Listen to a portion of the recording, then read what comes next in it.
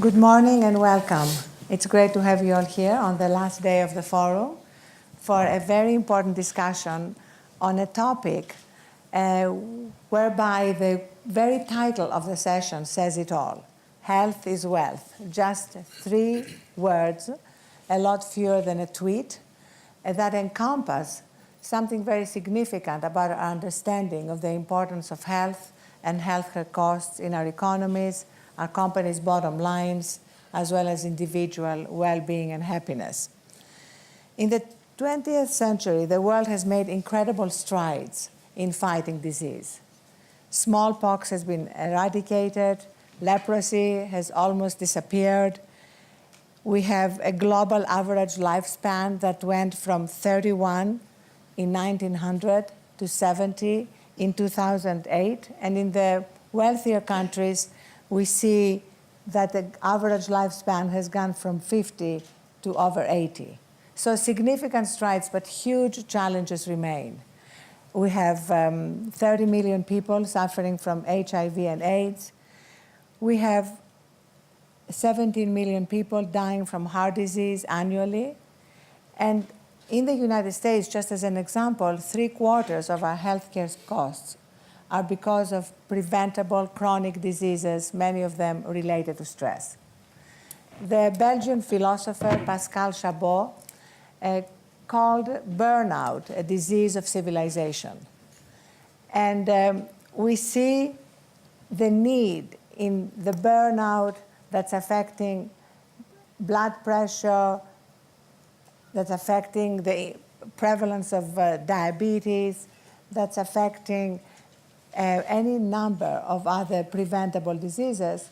We see the need to move beyond simply expensive medical interventions and put healthcare, as opposed to sick care, at the heart of the debate. Maintaining health, as everybody has discovered, is a lot cheaper than restoring health. So the good news is that there's been a shift in the zeitgeist, and more people and governments are recognizing that connection between prosperity and health, between success and well-being. In fact, in Germany, Ursula von der Leyen, who was Minister of Labor before she became Minister of Defense, had actually identified the cost of burnout in workplaces as about 10 billion euros a year, and had taken steps to do something in the way that businesses run workplaces. And with 2 CEOs on the panel, that is, of course, an incredibly important part of our discussion. So right now, we seem to be in the middle of a perfect storm. We have disruptive new technologies that are affecting the delivery of healthcare. We have a growing desire on behalf of people to take control of their own healthcare. And we also have scientific findings, many of which were discussed here in Davos this year, including by Professor Richard Davidson from Wisconsin, that show the significance of meditation and contemplative practices, as well as compassion and giving on our well-being and our health, and also, of course, our healthcare costs. So today we're going to discuss all of that. We're going to discuss the cost of ill health on the economy, the importance of investing in health as a driver of growth. And we're going to sort of talk about the fact that whether health is a renewable natural resource or not depends on us, on the actions we take as individuals, as businesses, and as countries. So now it gives me great pleasure to introduce our very distinguished panel, starting with Joe Jimenez, who is the CEO of Novartis, and he's a vocal supporter of the fight to eradicate malaria and has guided Novartis to bring anti-malaria medicine to patients across the world. He's also an avid swimmer and fly fisherman. And I love the fact that in order to encourage his employees to succeed, he urges them to openly talk about their failures. Then, Mauricio Cardenas, who is the Minister of Finance and Public Credit in Colombia. Mauricio and I have an immediate bond because he has 3 daughters, I have 2 daughters, and we both have 1 daughter named Isabella. And I love the fact that, as I've been following him on Twitter, he takes a break occasionally to tweet beautiful, calming photographs of the mountains and the snow in Davos, which I have been regularly retweeting. So Francis Collins is the director of the National Institute of Health. He was raised on a Virginia farm where his parents ran a theater production, and has gone on not only to lead the National Institute of Health, putting him at the forefront of medical and health research, but to be a leader in arguing that faith and spirituality have a place alongside science in our conversation. He's in fact the author of a book called The Language of God. Paul Buchel is the CEO of Nestlé, and as I grew up in Greece, I was telling him that I was surrounded by Nestlé products. My first cup of coffee was Nescafé. And Paul has described Nestlé as une force tranquille, which could also be used to describe him. He's a father of 3, speaks 6 languages, and for some reason he manages to speak them without an accent, unlike me. Has a pilot's license and gets to be photographed a lot sitting beside Nescafé mugs. And his work to make well-being not just part of Nestlé's products, but of the company's workplace culture. So let me start with Joe. Joe, what are the costs of ill health and the implications for the sustainability of our healthcare systems? Arianna, there are significant costs of poor health, and not even related to healthcare costs. But for example, in the U.S. alone, poor health costs U.S. businesses over $200 billion a year, just in terms of absenteeism, in terms of other disruptions to the business that are caused. And in the developed world, that's clear, but even in the developing world, there is a significant cost of poor health. For example, there are 100 million people a year who are pushed into poverty because they have to pay out of pocket for health care, and they're pushed from the middle class into poverty, so that prevents them from being contributors to economic growth in those countries. So I think, you know, the way to think about how that impacts the sustainability of healthcare systems, I think historically our healthcare systems have been very transactional, where inputs into that healthcare system have been transactional in nature and not really focused on the patient outcomes. For example, in the developed world, there is over $4 trillion a year of spending, and we estimate that about 25% of that, or $1 trillion, is wasted because either the therapy doesn't work on that particular patient, or because the rehospitalization of some patients has to occur. A patient goes into the hospital, then out, they're not well, and they go back into the hospital. So think 25%, $1 trillion of waste.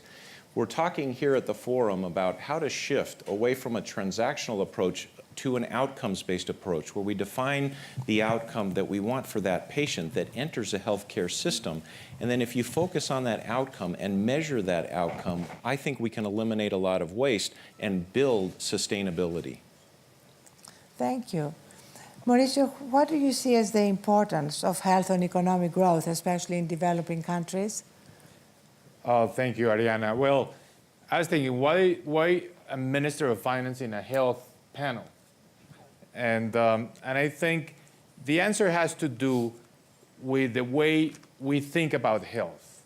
Health doesn't just make us happier and improves our living standards. It also helps economic growth. It helps societies to grow faster. So we have to think about health as an investment decision, as an investment for society, as an investment in our lives. And that forces us to think about not just treatment, but prevention. Because if we invest more in health prevention, and we have healthier populations, our societies can grow faster. So I like the title of the panel, Health is Wealth. But at the same time, we have to make sure that in our societies, to have health, you don't have to have wealth. You have to have access to health, even if you don't have the resources at the individual level. So societies like ours that are growing, but where we still have a large number of population under the poverty line, are societies that have this tremendous challenge of providing health to people that do not necessarily have the incomes to do it themselves. And that's a major challenge for ministers of finance, because it means collecting taxes to make sure that you invest in the health of the people that are under the needs of support from the government. Thank you. Now, Francis, of course, in your job at the National Institute of Health, you are at the forefront of documenting and providing data for different forms of intervention in the health field. And you are very, very vocal about the importance of documenting instead of simply attempting things without trying to understand fully what the impact has been, both in the developing and the developed world. That's correct, and it's a pleasure to be on this panel and to be here at the World Economic Forum talking about this topic, and it's really a very wonderful thing that this particular year the focus on health has been so strong here in Davos. Yes, NIH is very much invested in trying to generate evidence that will guide the decision-making that everybody is seeking to do in the best possible way to try to benefit people in terms of applications towards improving health. With regard to the developing world, which Mauricio has already introduced, I think the evidence there is very strong that there is a bidirectional flow between wealth and health. Many people think that in the developing world, well, if you can improve the economy, then a secondary consequence of that ought to be that people's health will get better because there'll be more resources. But it actually works in the other direction, maybe even more effectively. And this has been well documented now over some 40 years, starting with Samuel Preston and the famous Preston curve, which showed that if you plot basically the wealth of a nation and its longevity, there is a very predictable curve. But that, again, may have suggested that it was the wealth that was the driver. But think about it. If you have an opportunity to improve the health of a nation, what does that mean? That means you have more opportunities for productivity, therefore economic growth is more likely. If you are able to reduce premature deaths, particularly in childhood, there is this demographic dividend, which is well observed, which is then fertility rates fall.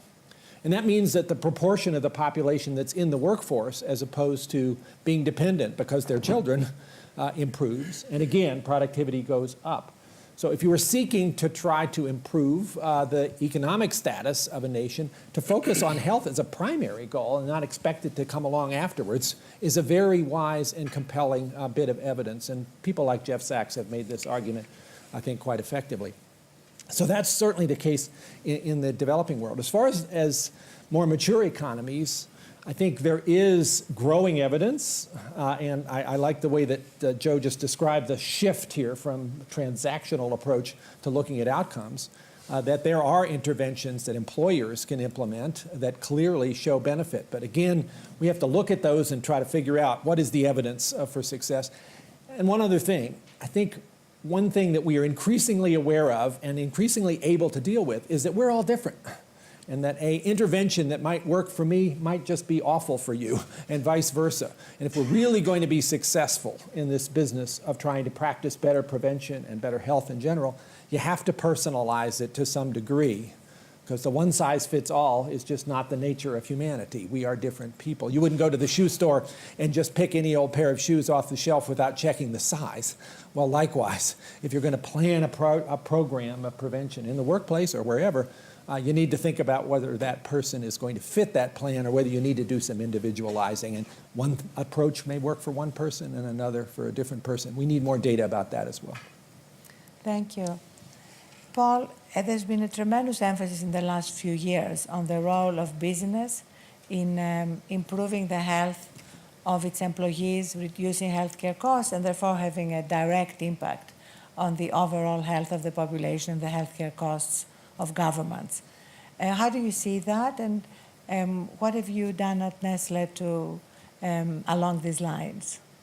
Well, first of all, I must say how happy, or express how happy I am that in the World Economic Forum, health has got this preeminence, which was basically not so much the case before. And we had actually yesterday, together with Joe, also the Health Summit, where we discussed all angles of how health is wealth, how health has to be cared for, and the impacts on the economy and all that. So, and it is definitely something that is multi-stakeholder. Now, back to your question, Nestlé, we are a food and beverage company that is definitely positioning itself as a nutrition, health, and wellness company, because the best inducer of health is good food and good nutrition, and that is a very, very broad agenda that the company has taken up, quite ambitious, and it is linked up with different stakeholders. And it starts actually, as you said, it starts with your own employees. That looks like, and therefore we have education, nutritional education, is a deficit in society that is tremendous. I always remember in my school years, we never had 1 hour of education, so it starts with education with our own employees, but then also creating the work conditions for our employees, awareness building, etc.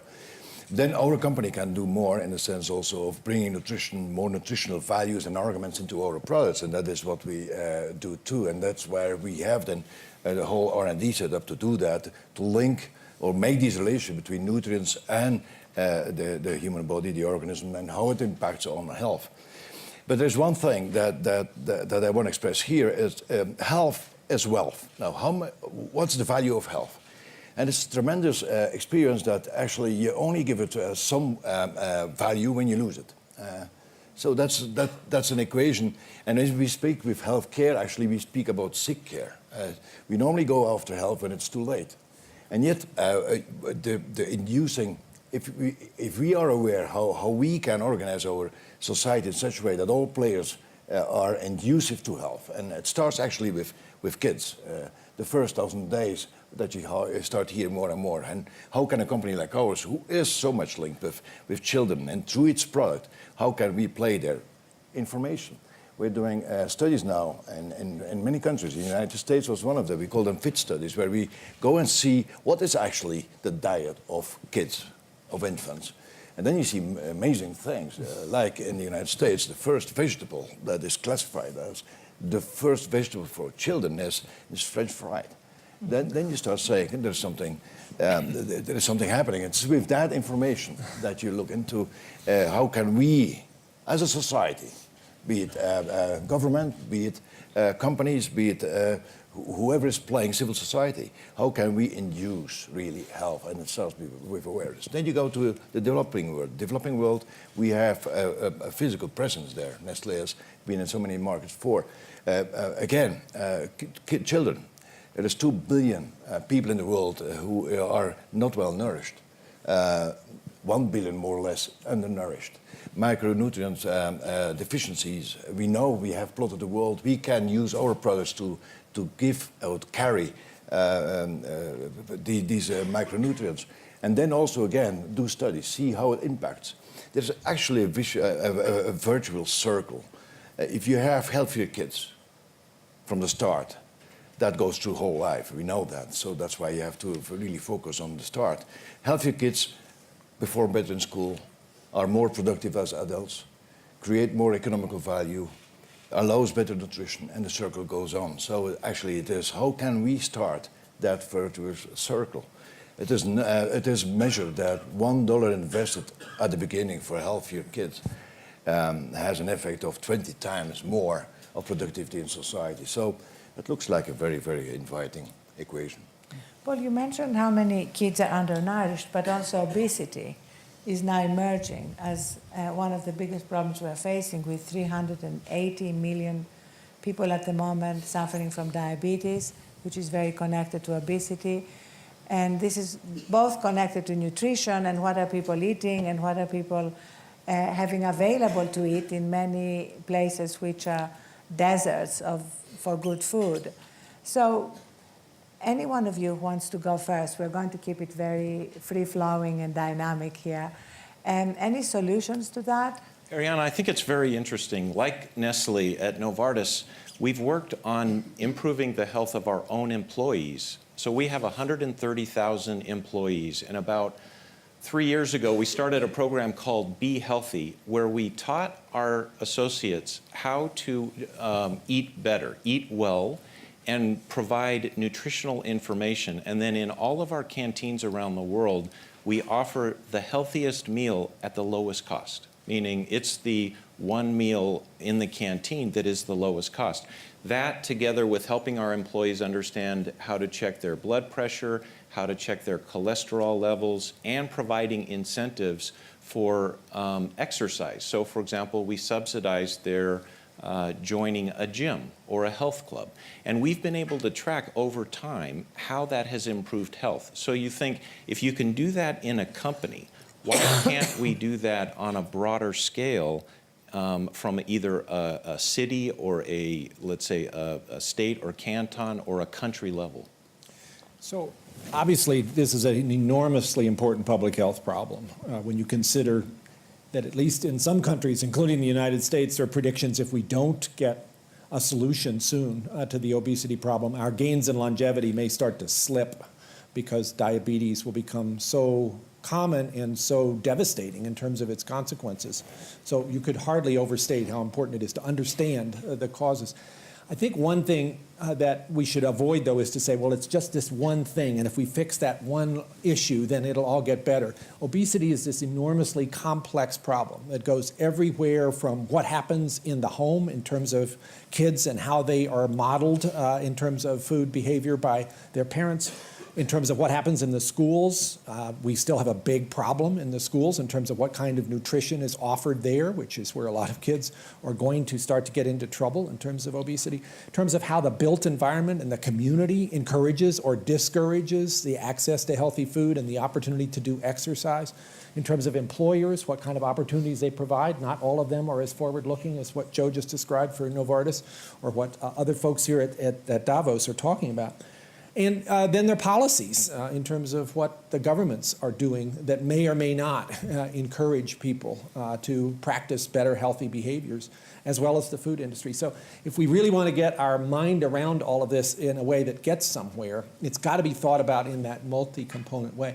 I actually think mayors of towns and cities have emerged in important ways as having an opportunity to try to pull some of those things together. And one should look at some of those examples as ways in which to get the community involved. One thing we must not do is to blame the people who are in themselves experiencing this problem, and that's all too easy to do. Oh, if you just had a little more free will, you would be able to tackle your weight problem. That is not going to get us where we need to go. And certainly it's clear that input from colleagues doing things in a team-based approach is a lot more successful than the lonely efforts of people without support to try to tackle a very difficult problem. If I could add something, Arianna, I would say that going back to the question of prevention, a lot of our interventions in social programs have to include the element of preventing disease. So for example, in a country like Colombia, when we launch a major initiative for early childhood, we make sure that kids between 0 and 5 years of age get good nutrition. And that's a basic element so that they have a healthier life. When we transfer resources through programs that are part of the conditional cash transfers program, we make sure that we measure the health of the kids in those families receiving those transfers. And that's fundamental, because prevention is the combination of good education, good nutrition, physical activity, make sure that we promote sports, that we spend resources encouraging the population to engage in sports. And that ultimately has a tremendous return in terms of a healthier population. But I would also add to this another dimension. The world today is growing mostly because of the emerging economies. And that's where markets, are providing the biggest opportunities for companies in the drug businesses, in the pharmaceuticals, in food industries.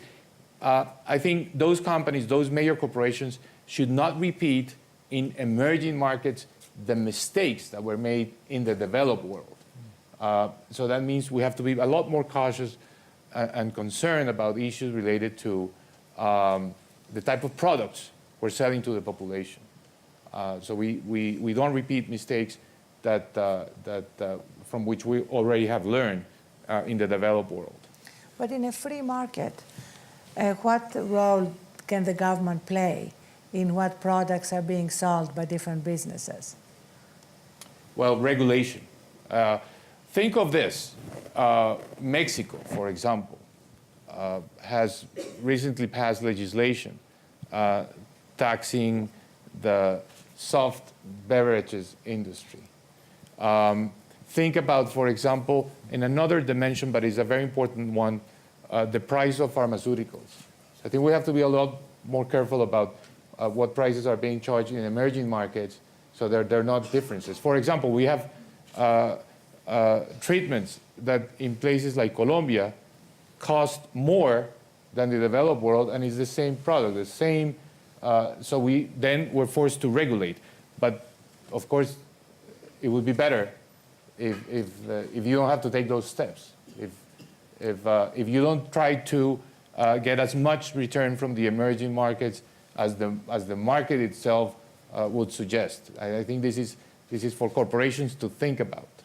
May I think authorities should, as you can imagine, a company, we don't like to hear too much regulation, asphyxiating regulation. I think I like the word framing more. And we have been speaking about obesity and the non-communicable diseases in general, and how actually this is not a privilege of the developed world. There's so much happening also in the developing world, and the double burden of malnutrition is there. And we have spoken about how different dimensions or different initiatives or different framings have to induce, be it sports, be it education, be it etc. And then you have industry. And yes, indeed, we have products. And these products do have calories. And what do we do about that? And so framing definitely is something that is putting a level playing field for all actors. It's putting also knowledge and understanding into that framing. But there is also, and I must say, we assume our responsibility as an industry. And actually we do have organizations where we come together and talk about these things and to assume our responsibility. It is, we can do so much in reformulating our products. We can do so much in educating and putting transparency through our products. We're not hiding from that. And it should be that relationship of trust that should be, I would say, initial starting point. I don't think that society is served if we have obesity and there is only one actor in society who is responsible for that. I think that would lead us to, I would say, over or wrong regulation. You cannot self-regulate yourself to health. It is so complex. And so I think by accepting that open discussion is already a good starting point. That's where you then start to really, as industry, assuming our responsibility. And our responsibility is linked with, yes, researching and knowing and how we can do better products, portionability, transparency, communication to the right people and not over-communicate to kids, etc. And we want to assume that very responsibly. Why? Well, because we want to be there in a healthy society. We cannot be a healthy business in an unhealthy society. And that's the premise, I feel, that trust relationship of understanding. Paul, that really means that businesses need to include other priorities beyond profitability and quarterly earnings in their decision-making. Look, there again, profit is not per se killing healthy attitudes. I mean, I feel we are a company that is all about nutrition, health, and wellness. It's actually what we want to do, what we want to sell. That is what is going to be our success. It's based upon that. It is not about smarting out things of short-termism that we call that actually creating shared value. Means in a company like ours, or the economical activity of business should be done in such a way that it is framed over time and with a principle of respect for society, respect for itself, so that it actually also creates value for society. Well, health is wealth. That's value for society, and we want to be part of that. Well, let me ask, just to make this more specific in terms of how the industry tries to balance the need to make profits and the need to focus on issues that are going to be important for the population health. I have grandchildren now, so I get to watch on Saturday morning sometimes the cartoons that are put up for their enjoyment, and I can't help but notice the advertisements that go along with this. And certainly many of those are putting forward in very visually appealing ways breakfast cereals that seem very heavy in sugar, and sort of the clear intention here to get the kid to go to mom and say, I want you to buy that for me. How does it, and I'm sure those are very profitable products, and they actually taste pretty good when I've sampled them myself, although I know they're probably not so good for me. So how does the industry approach that issue, given that we all agree this is a really vulnerable time for kids to define what their lifelong habits are going to be as far as food selection? How do you deal with the need to try not to feed into an unhealthy sort of future for these kids at the same time making a profit? Well, there's various angles to that. First of all, out of that awareness, there should be reaction of industry. If something is known, people should react on that. And I think that's done in the sense of, for example, reformulation.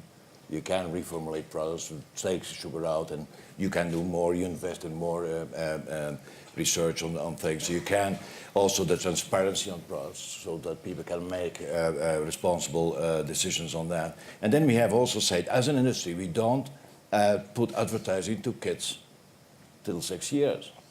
And that is done and monitored. Now, how far do you want to bring that? That is now worldwide. We, as a company, we do it worldwide. We're not going to have a norm in one country and not another.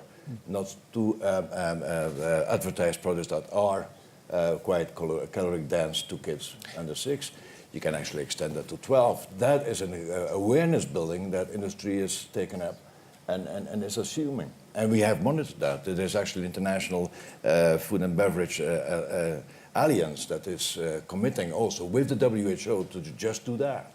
Reformulation, transparency, workplace. We have mentioned that starting with our own people. We have also, for example, in the Consumer Goods Forum, which is an alliance of retailers, because you have to integrate the whole supply chain and food into society. So retailers and manufacturers. And one of the pillars, one of the strategic pillars that we decided, and it's a huge organization, if you add all the retailers and all the manufacturers that are in that association, you come to something like a 2.5 trillion equivalent sales. So you have the huge retailers, manufacturers like Nestle are part of that. We have that pillar and say we're going to commit to be part of a solution to these non-communicable diseases. I'll help. Yes. I'll help Paul out here for a minute by deflecting from food to pharmaceuticals. Minister Cardenas made the point about pharmaceuticals in developing countries and how important it is to allow affordable access. And I think if you look at a company like Novartis, we believe very strongly in innovative medicines, and we do research and development on innovative medicines, but we also have a very large and important generics division.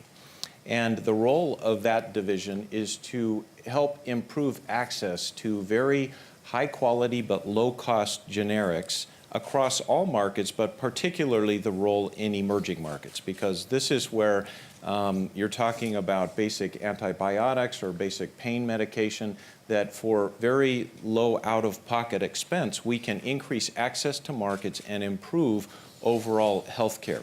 It doesn't substitute innovative medicines because that's how medical science progresses. We have unbelievable breakthroughs in cancer around the world because we're investing in R&D, and we have to get a return for those that investment somewhere around the world. But we really do look at our business globally and think about the role of inexpensive generics in helping to build health within emerging markets. You know, we talked about advertising for food. Of course, in many countries, advertising for pharmaceuticals is also a big business. And especially when it comes to certain pharmaceuticals that have to do more with depression or mood-altering drugs. And we now are seeing an epidemic in the increase of antidepressants and in the increase of attention deficit disorder medication for children.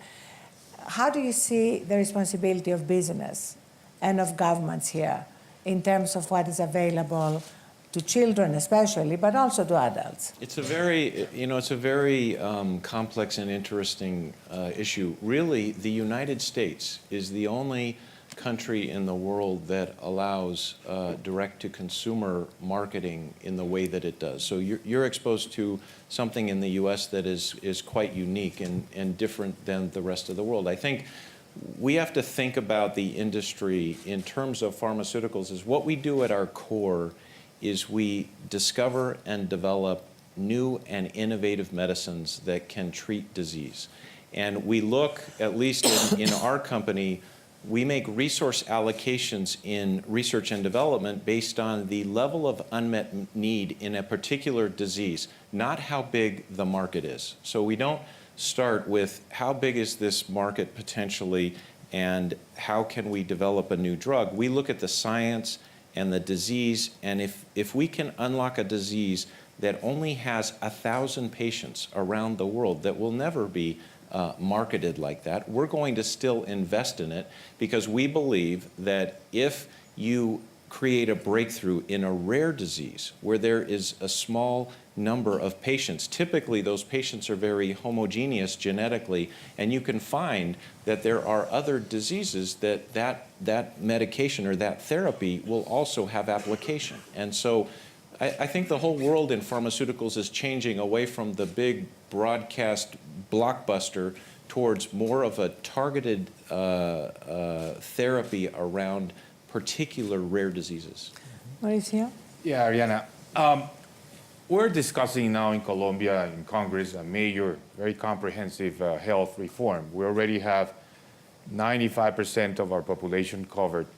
And there are a number of topics that arise in a society, in a democratic society, when you start discussing health. And one of the areas is touching on the point you just made on advertisement. And it's not just advertisement in the regular media. It's also the way pharmaceuticals influence physicians in their prescriptions. So the Colombian Congress, for example, has been very strongly proposing that there's some restrictions on the way the pharmaceutical industry influences physicians. For example, through trips, invitations to conferences in sunny resorts. So those things, in my view, have to be restricted so that you don't have that type of influence over the prescriptions, because maybe you don't prescribe that generic that Joe was mentioning, but you prescribe medications that are overly expensive for the needs of the treatment of that patient. So it's advertisement plus other things.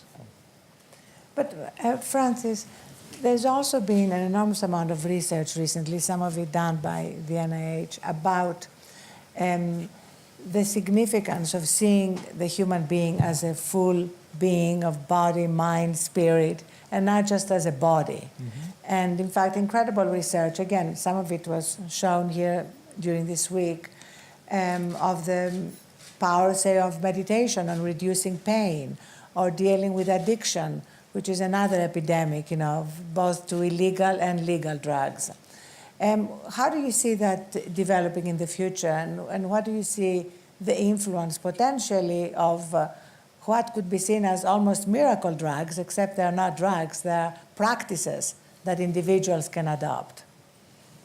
So it is a very interesting time for researching some of these interventions, and it's nice that at Davos those have been talked about in several sessions, including ones that you have led. Tom Insel is here, who's from NIH, the director of the National Institute for Mental Health. We have an entire component of NIH that focuses on complementary and alternative medicine that looks at what are the evidence basis for interventions involving yoga or meditation of various sorts, or mindfulness. Mindfulness, a term which seems to mean different things to different people, but I think we are all sort of aware that there's a growing body of evidence that practicing those kinds of meditative experiences is a way, in many instances, of being able to relieve stress, to be able to do something about chronic pain. But obviously, one wants not to extrapolate too broadly from that without being quite sure about what is the application and what is the specific intervention, because there are so many different alternatives and variations here. I think it's a very exciting time to figure out how this all fits together with what's going on in the brain. And in the United States and in Europe, just this year, we're really launching a major, probably decade-long effort to try to really understand how the brain works in real time. We have major advances that have happened in the last 5 years in terms of imaging, being able to see which parts of the brain are activated during particular activities, how the brain is all connected, how the wiring diagram works. And we can look at individual brain cells, neurons, and see what they're doing if you stimulate them. But there's this big space in between of circuits, and we don't really understand how those work to do simple things like, recording a memory or bringing it back out again. We have a chance, if we work hard at this and have the appropriate smart people working in the right resources, to begin to make sense of that. So I bet if we were talking 10 years from now about this whole issue of mind-body, it would be a very interesting and different discussion, because it would be built upon a much better sense of the neurotransmitter electrical system that is the most complicated structure in the known universe, namely the human brain. Well, especially because we are really now getting the evidence and the data. This is not just anecdotal. Mark Bertolini, the CEO of Aetna, which is the third largest health insurance company in the United States, has been here in Davos talking about the evidence he has collected when he made meditation, yoga, and acupuncture available to his 50,000 employees. And he brought in Duke University to look at the results and found a 7% reduction in healthcare costs and a 69-minute improvement in productivity. So I think that is what is so fascinating now, that we're not just talking about it, we are trying to document it. May I actually go back to one basic thing, that healthcare cost in society. And the United States is hitting the 20% of GDP almost and growing. In Europe, give and take 11%. And we have now a phenomenon in the world, the developing world is developing. They're building their middle class, which is good. 80% of the world population is starting to build social structures. And with that, healthcare cost or healthcare structures are going to be built. What are they going to build? What are they going to copy if they want to copy? And before they did, but now they're cooling off and trying to do what, for example, the United States as a system has. Why? Because you can just not finance it. So what is the equation? What is the discussion that society, government, business too, and all interest, civil interest parts, what are we going to set up in the world as a healthcare system? That's actually the discussion that we should have. And then you have a very clear relationship of keeping health is actually the most and the cheapest way to do that. And how then also, and I'm speaking a little bit for what we know so well, it's nutrition. Actually, the Chinese, they have a very good view on that. They always say the best medicine is food. Mm-hmm. But then you have to really start understanding much more and deeper the relationships between food and health. And that's actually where we then invest as a society, as a company and society. And being part of that discussion is, I think, what a company like Nestlé can do is to be really meaningfully part with the healthcare sector. And that's why we also work together now on these platforms, putting up a pledge actually saying we want to be as a society, part of a society that thinks about that. Because as we are doing, it is not going to work economically and also for health per se, because we are so focusing on corrective health when it is too late. And we should see more the force of inducive health. And I think the voices that you hear against everybody taking part of responsibility, the pushback on industry is actually, well, it hurts us, but it provokes us to really engage in a meaningful discussion with society on these issues. And I think that's a good starting point, really understanding that everybody is part of the solution rather than part of the problem. So let's now open it up to questions. And if you can please identify yourself. Yes.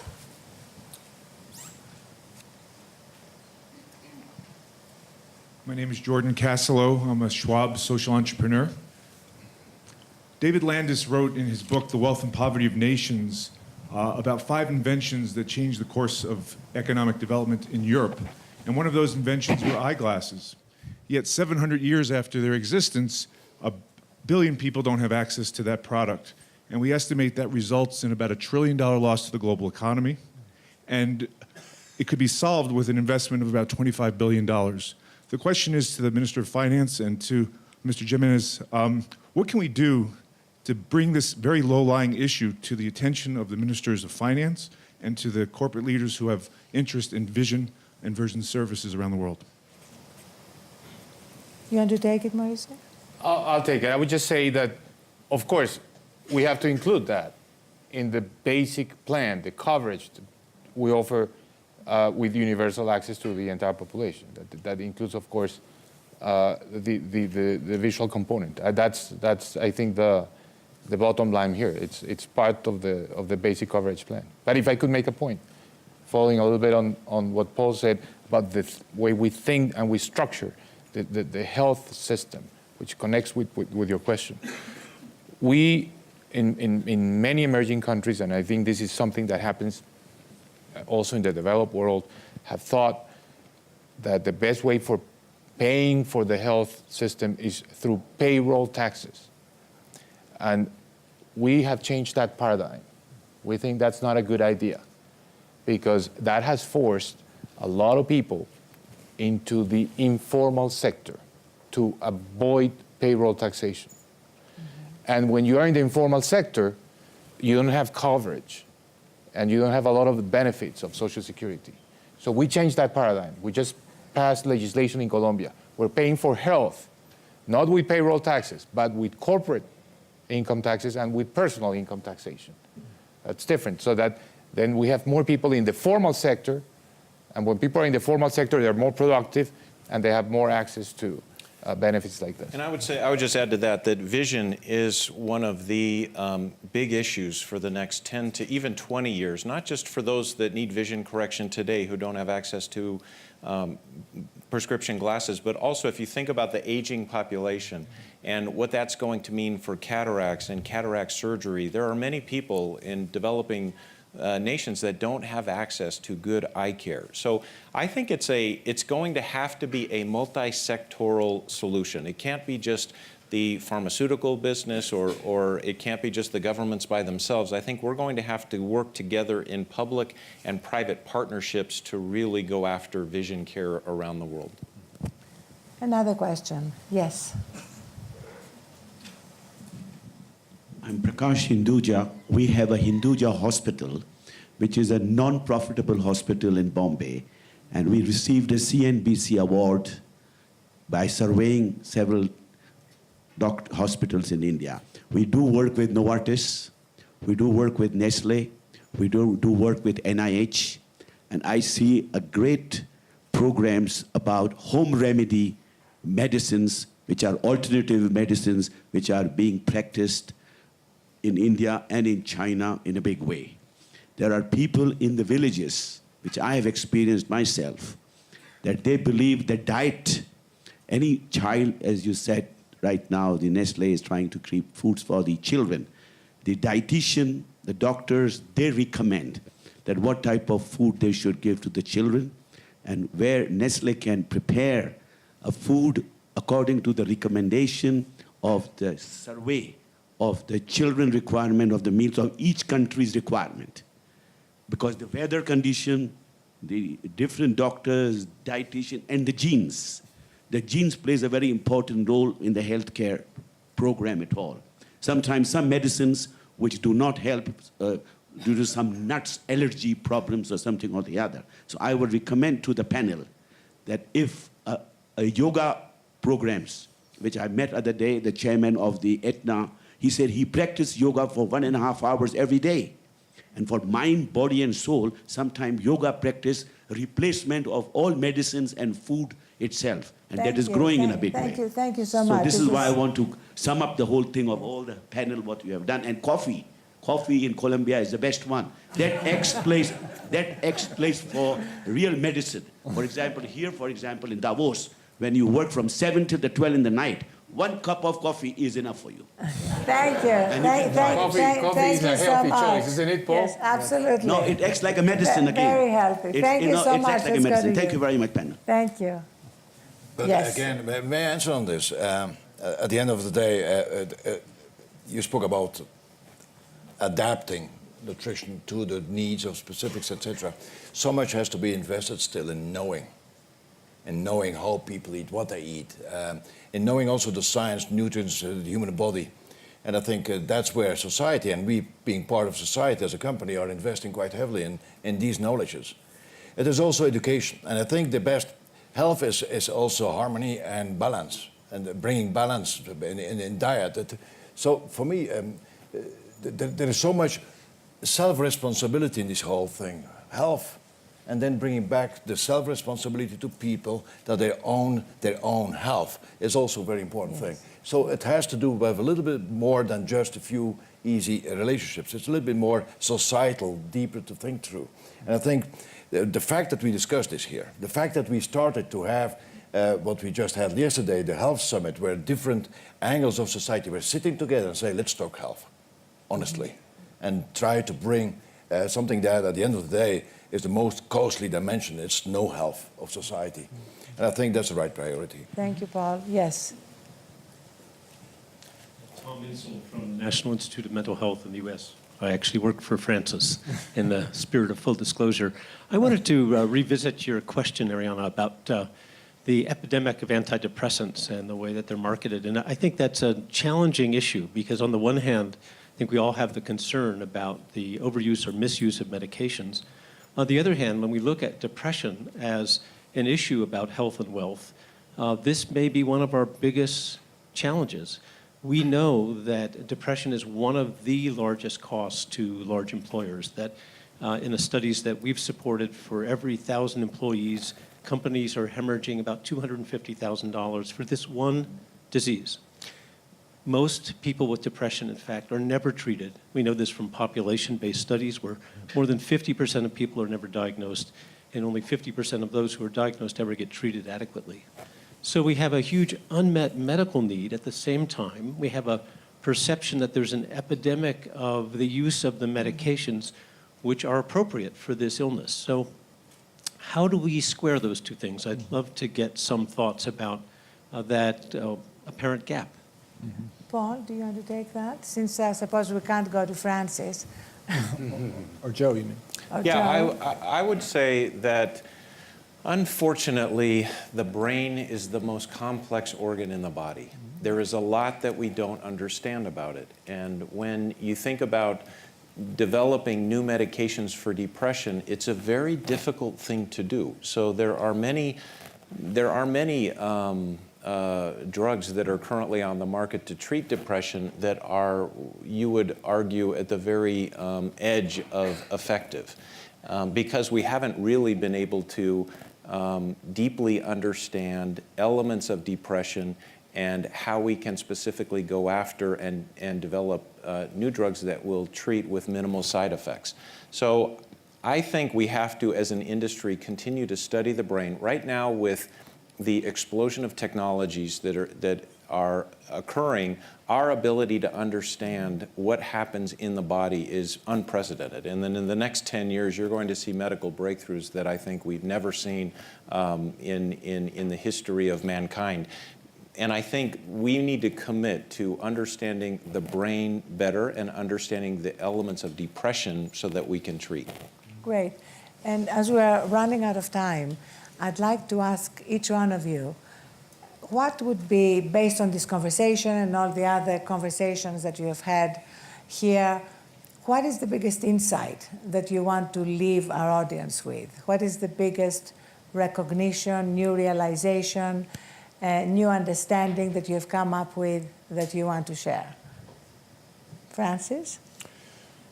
Well, I think the fact that we're here in Davos and that this topic has been so heavily featured this year is the big story of this particular meeting. And let me say, next year, I would like to see even more of that kind of featuring, because I don't see how you can talk about world economics with the evidence that's now in front of us without considering the role of health, both in terms of prevention and in terms of diagnosis, in terms of treatment, that whole complicated dynamic.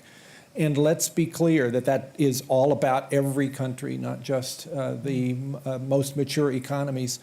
And that this gathering provides an opportunity not just to talk about it, but to actually take actions that will result in a better outcome for people who need that from us. So For me, the point was that this is a very complex topic. For us to improve the health of populations around the world, we're going to have to bring all the actors together. So it's governments, it's the private industry, it's NGOs. We're going to have to set some objectives in terms of what is that outcome that we want to deliver. Use the data, as Paul said, what works and what doesn't work in terms of moving ahead healthy populations, and then working as a society together to help deliver it. Thank you. I would say all that, plus the importance of good nutrition in the early years of life is the best base for healthy people later on. So it's also the nutrition in the first 1,000 days. Mauricio? Health is a good economic strategy. Health provides economic growth. We're probably underinvesting in health, but we're probably at the same time paying too much for some aspects in the health sector. So this is a dialogue between government, business, academia, so that we invest more in the aspects that give us the greater dividend for economic growth, and we spend less on aspects that are not that necessary, or where we could save money. My conclusion is that despite the huge challenges that we are facing, what this panel demonstrated, and what, as Franz has said, the presence of so many panels centered on health demonstrates, is that we are at a tipping point of recognizing that health is wealth. And I think the presence of a finance minister on a health panel is very significant. We are also recognizing much more the responsibility of businesses to move beyond profitability and integrate what is good for society, and that ultimately there is no real trade-off between profitability and public good, because as Paul said a few times, no company wants to operate in an unhealthy society. And the comment from India, from our friend in India, about ancient wisdom, I thought it was also very significant, because a lot of very modern research on the brain is actually validating a lot of ancient wisdom. So there's a real convergence happening. So the scientific findings and the fact that new technologies allow us to have real data about certain practices is a very significant moment. So I want to thank you all for being here. I want to particularly thank our panelists. And before we give them a round of applause, as a member of the media, I want to stress that the media also have a big responsibility to bring out to the public correct information and the latest scientific findings, as well as what each member of the public can do to improve their health, taking on more personal responsibility for our own health. And as you can see from the background at the Huffington Post, we certainly tackle this issue relentlessly because we believe that there's tremendous need for the media to move beyond a certain superficial approach to the subject and treat it as something really central to our well-being. So thank you so much, and please help me in thanking our panelists. To introduce our very distinguished panel, starting with Joe Jimenez, who is the CEO of Novartis, and he's a vocal supporter of the fight to eradicate malaria, and has guided Novartis to bring anti-malaria medicine to patients across the world. He's also an avid swimmer and fly fisherman. And I love the fact that in order to encourage his employees to succeed, he urges them to openly talk about their failures.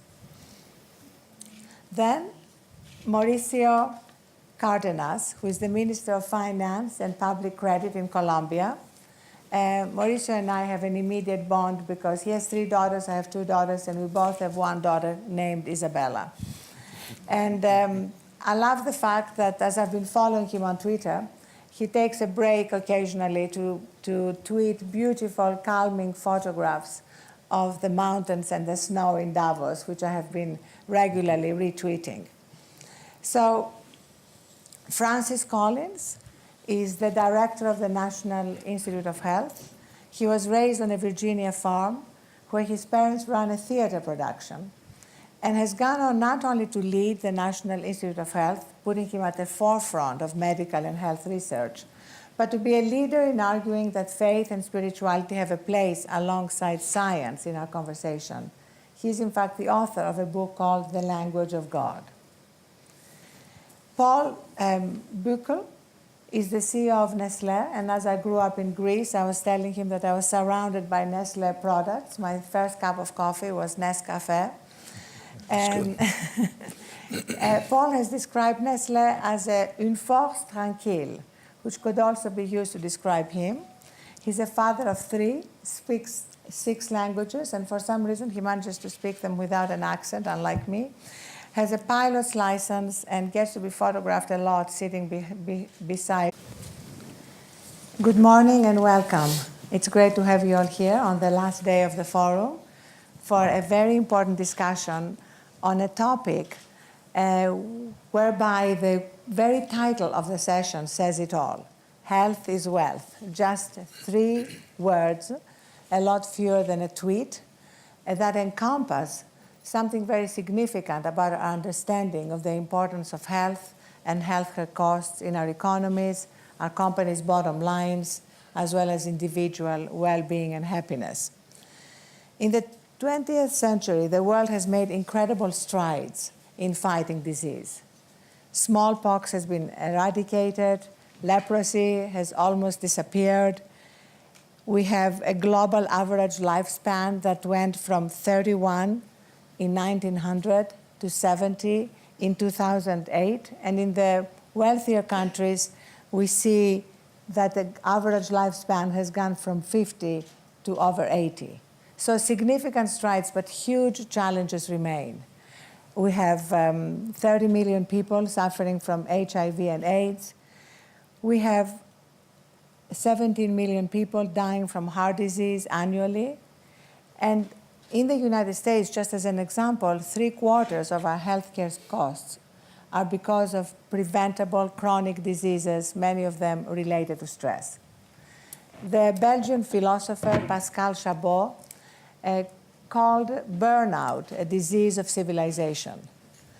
And we see the need in the burnout that's affecting blood pressure, that's affecting the prevalence of diabetes, that's affecting any number of other preventable diseases. We see the need to move beyond simply expensive medical interventions and put Nescafé mugs. And his work to make well-being not just part of Nestlé's products, but of the company's workplace culture. So let me start with Joe. Joe, what are the costs of ill health and the implications for the sustainability of our healthcare systems? Arianna, there are significant costs of poor health, and not even related to healthcare costs. But for example, in the U.S. alone, poor health costs U.S. businesses over $200 billion a year, just in terms of absenteeism, in terms of other disruptions to the business that are caused. And in the developed world, that's clear, but even in the developing world, there is a significant cost of poor health. For example, there are 100 million people a year who are pushed into poverty because they have to pay out of pocket for health care, and they're pushed from the middle class into poverty, so that prevents them from being contributors to economic growth in those countries. So I think, you know, the way to think about how that impacts the sustainability of healthcare systems, I think historically our healthcare systems have been very transactional, where inputs into that healthcare system have been transactional in nature and not really focused on the patient outcomes. For example, in the developed world, there is over $4 trillion a year of spending, and we estimate that about 25% of that, or $1 trillion, is wasted because either the therapy doesn't work on that particular patient, or because the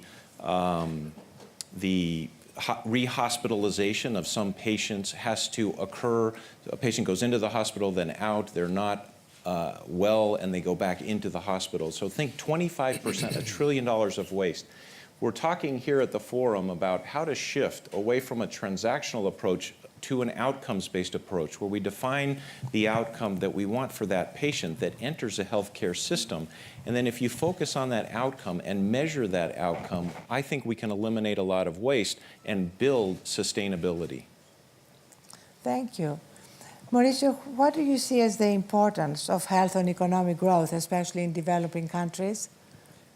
Thank you, Arianna. Well, I was thinking, why a Minister of Finance in a health panel? And I think the answer has to do with the way we think about health. Health doesn't just make us happier and improves our living standards. It also helps economic growth. It helps societies to grow faster.